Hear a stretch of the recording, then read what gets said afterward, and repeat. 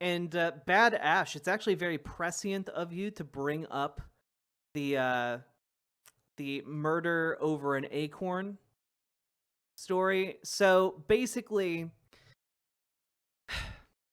I was gonna cover this a few days ago, but I figured I'd want to wait until like in case more context came out. But no more context has really come out. This actually does seem to be the extent of everything that happened here. Um, a cop had a suspect in his police car, right? When an acorn from a nearby tree fell on his car.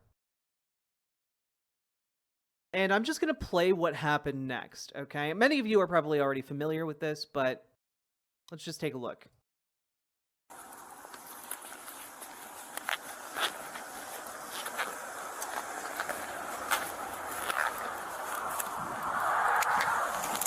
Shots fired! Shots fired!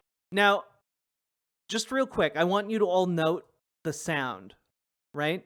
Can any of you even hear the sound that initiated that response?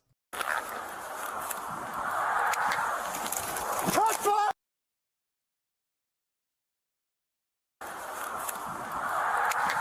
Right there.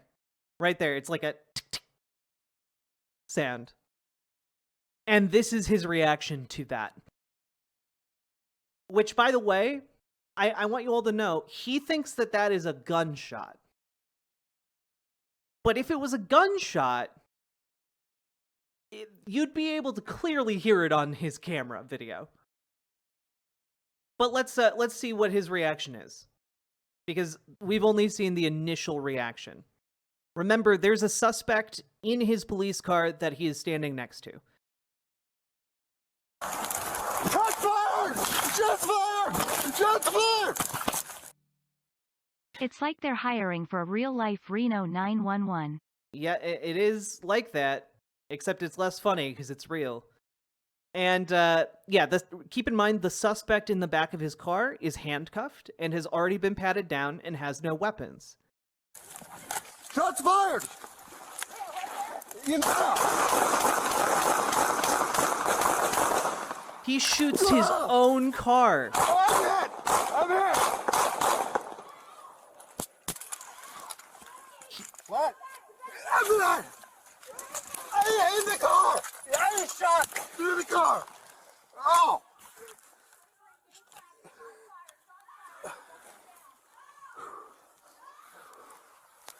Is the acorn dead yet?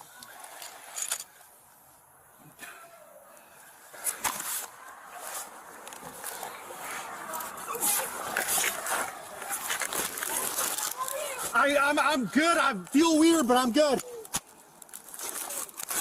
I feel weird, but I'm good, says man who just said that he got shot after shooting his own car several times in response to an acorn falling on his car. Now, it's my understanding that the suspect in this case, who was in the back of the car, and again, I don't know what he was arrested for, did survive. Thank God. But, like, he was just chilling in the back of that car, and then this guy just freaked the fuck out, did several somersaults, like, went prone on the ground, and just unloaded an entire, like, clip into the car. This is insane. This is insane. He then claims to have been shot, which, like, I mean, in this circumstance, if, like, you're his partner and you've been on the other side minding your own business, like, you suddenly hear, like, an entire, like, gun clip getting unloaded, and then your partner tells you that they've been shot, like, that's crazy. It was a domestic violence and car theft investigation. Okay. But, like, even so, you've already confirmed that, like, this guy does not have weapons on him, and you shoot into your own car. Maybe the acorn was laced with fentanyl? That's true. Yeah, honestly, when he says, like, "I've been hit," I'm wondering if he's saying, like, he got hit by his own shell casing. His new name is Barney Fife. I mean, let's be completely real, though. Barney Fife was actually a good cop. Barney Fife was, like, bad when it came to firearms, but Barney Fife was at least a good cop. You know, he was an asset to his community. This guy is just, like, in a quiet suburban neighborhood, just unloading fire that could easily have hit somebody else, you know? The joke with Barney Fife was that he would, like, shoot his own goddamn foot, and it would be silly.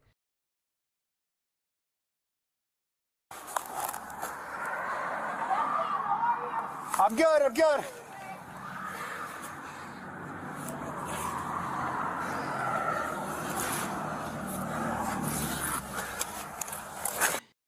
Cops are trained to shout out things like "stop resisting," or "he's got a gun," or "I'm hit," so that bystanders will try to make sense of their memories and fill that detail in. Yeah, no, exactly. Like, they are, like, this is not bad training. This is just the evil results of the training our cops get. They are deliberately trained to do that. They're trained in order to protect themselves when it comes to the consequences of their own actions. I mean, and is it really any shock here that, like, it turns out the IDF trains US cops? I don't think so. Yeah, I mean, how do you not resign after this video becomes public? You look like literally the worst cop to ever exist. I don't know.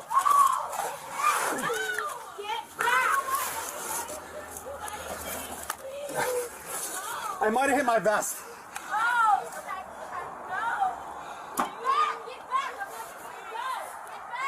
And you can hear, like, someone involved with the suspect there, like, begging them not to kill him.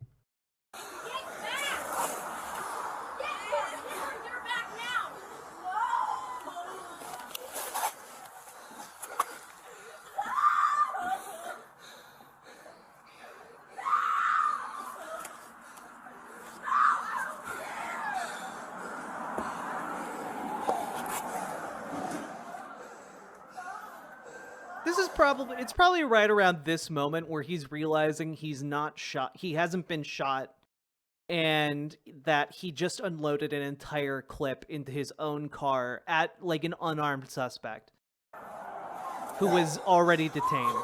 Stay inside your house. Stay inside your house.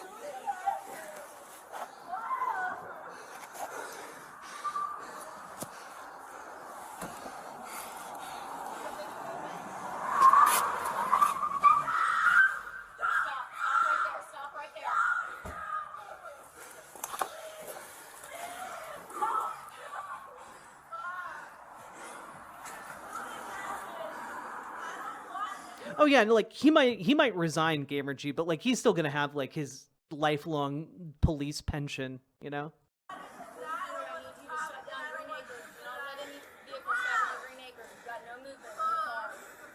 His partner was found to have been justified in her actions. Well, I don't know what his partner did. I'm only going off of this one video.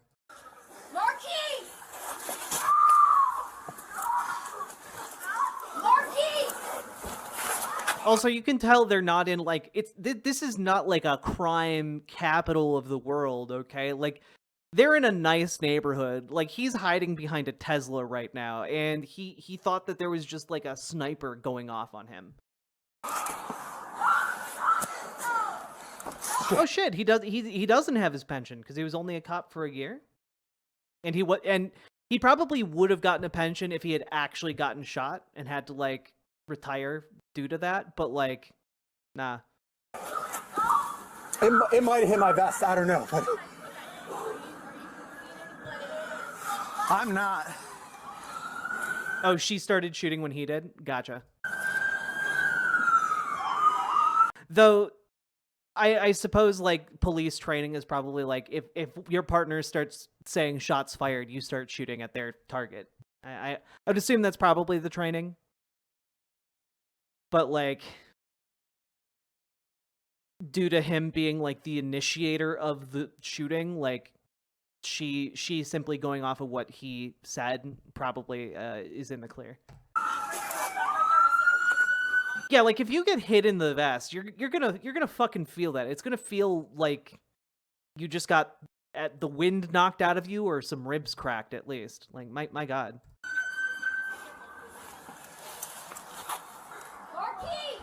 Just posted the partner's body cam. I don't know. It felt like it. Jesse, move over to me. I got you. Move over to me.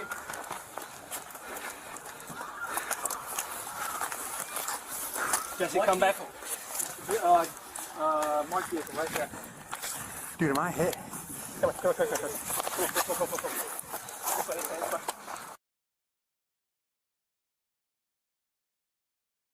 Let's see. Partner's perspective here. What? Oh! Where? Right there? Jesus Christ. Are there people in the background? Where? Right there?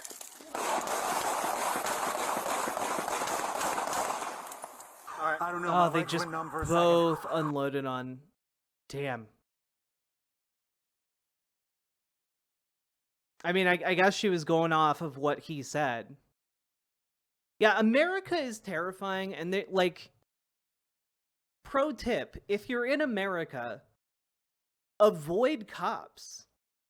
Like when I'm driving places in America, you know, anywhere in America, if I see a cop, I do everything in my power to not attract their attention, to not have any interaction with them whatsoever, and to like, you know, if they're in front of me or behind me, I like find an opportunity to like divert myself from my route to see if like I can get away from them, because I don't want to have any like even minor interaction with cops, because literally in this case they almost murdered that person in their car because of an Acorn.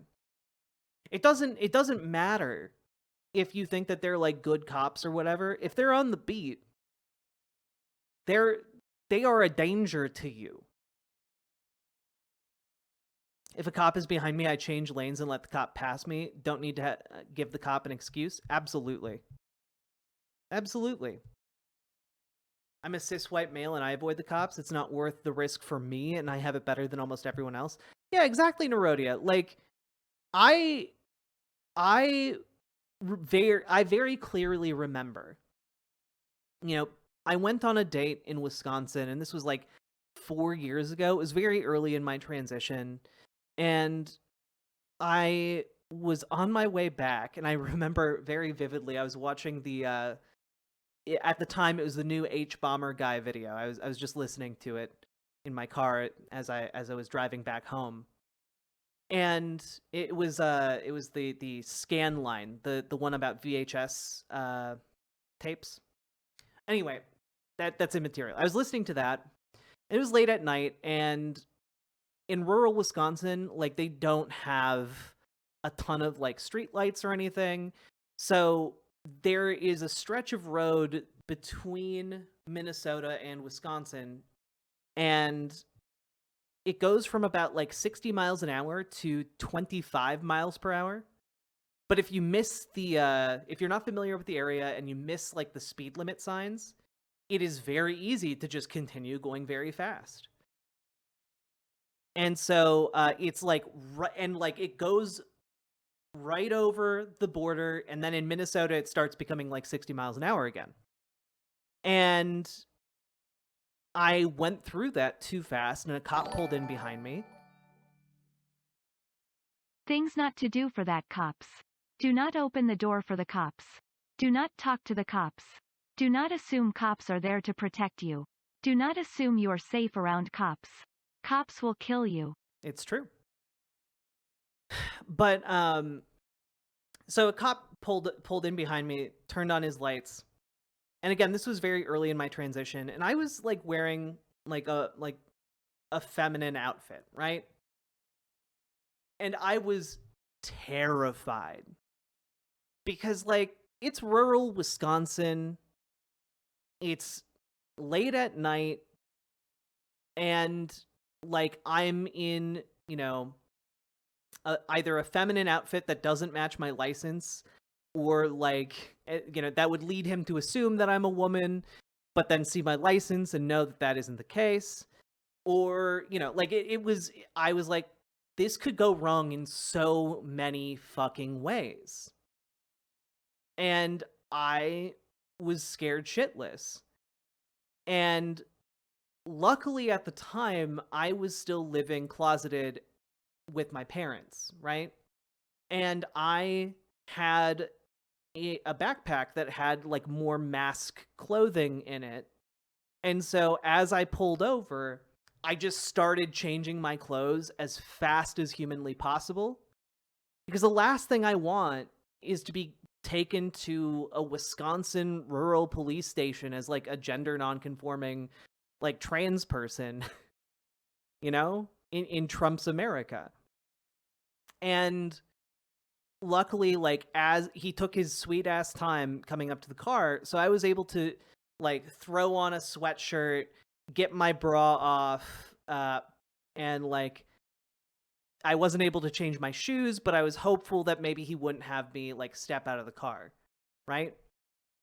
And I was like, I explained like, oh, I was over here, I'm from Minnesota, I was over here on a date for the first time, and blah blah blah blah blah, and he let me off with a warning, because to him I was presenting as like a cis white male, right? And I often think about that interaction because like he was also like an older cop, like an old school cop, and I often wonder how that interaction would have gone if he had instead perceived me as like a trans woman.